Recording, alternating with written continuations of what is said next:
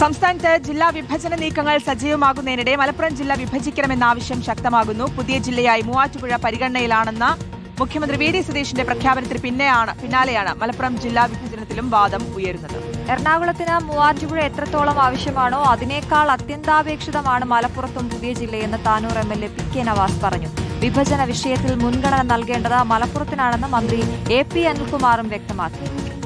എന്തായാലും മൂവാറ്റുപുഴ ജില്ലയാക്കുന്ന കാര്യം പരിഗണിക്കാമെന്ന് വി ഡി സതീശൻ പറഞ്ഞതോടെ കൂടുതൽ സ്ഥലങ്ങൾ ജില്ലയാക്കണമെന്ന ആവശ്യം ഉയരുമെന്നതാണ് ഇതൊന്നും മനസ്സിലാക്കാൻ സാധിക്കുന്നത്. VS രഞ്ജിത്ത് വിവരങ്ങൾ നൽകും. രഞ്ജിത്ത്, എന്താണ് സംഭവിക്കുന്നത്? മലപ്പുറത്തെയും ഒരു ജില്ലയായി പ്രഖ്യാപിക്കണം എന്ന രീതിയിലാണോ ആവശ്യം ഉയരുന്നത്?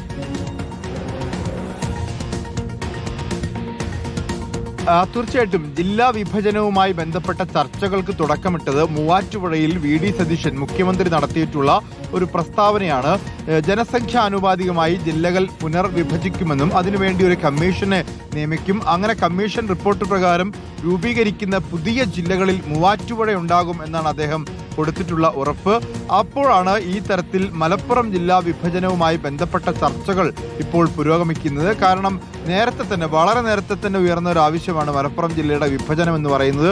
45 ലക്ഷം ജനസംഖ്യയുള്ള മലപ്പുറത്ത് ഒരു ജില്ല, ആ ജില്ലക്ക് ഒരു ആസ്ഥാനം, അത്തരത്തിൽ പ്രവർത്തിക്കുമ്പോൾ സ്വാഭാവികമായിട്ടും വലിയ അനീതി അല്ലെങ്കിൽ വിഭവ വിതരണത്തിൽ ഒരു തുല്യതക്കുറവെല്ലാം സംഭവിക്കാനുള്ള സാധ്യതയുണ്ട്. അതുകൊണ്ട് തന്നെയാണ് ഈ വിഭവ വിതരണം ഒരുപോലെ ആക്കുന്നതിന് വേണ്ടിയിട്ടും അതുപോലെ തന്നെ ജനങ്ങൾക്ക് ആനുകൂല്യങ്ങൾ എത്തിക്കുന്നതിന് വേണ്ടിയിട്ടുമൊക്കെ മലപ്പുറം ജില്ല വിഭജിച്ച് 2 ജില്ലകൾ ഉണ്ടാക്കണം എന്നുള്ളതാണ് ആവശ്യം. ഒന്ന് തിരൂർ കേന്ദ്രീകരിച്ചും ഒന്ന് മലപ്പുറം കേന്ദ്രീകരിച്ചും 2 ജില്ലകൾ ഉണ്ടാവുക എന്നുള്ളതാണ് പ്രധാനപ്പെട്ട ആവശ്യമായി ഉയരുന്നത്.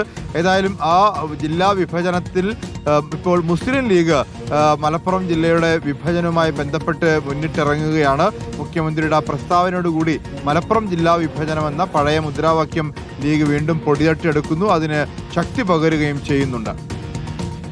VS രഞ്ജിത്താണ് വിവരങ്ങൾ നൽകി.